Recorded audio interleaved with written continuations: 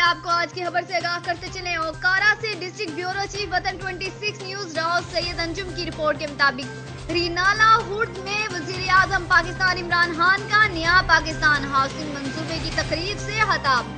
5 साल में 50 लाख घर बनाने का फैसला। वजीर आजम इमरान खान, जब तक एहसास न हो वो माशरा कभी आगे नहीं बढ़ सकता। रियासत कमजोरों की मदद के लिए काम करेगी। इमरान खान, दुनिया की पहली फलाही रियासत मदीना की रियासत थी। सारे मुश्किल काम हमारी हुकूमत करेगी। आज यूरोप में जो फलाही निजाम नाफिज है वो हमारे नबी करीम सल्लल्लाहु अलैहि वसल्लम का दिया हुआ निजाम है। हमारा ख्वाब है कि हर पाकिस्तानी के पास अपनी छत हो। वजीर आजम इमरान खान का रीनाला हुड में खिताब।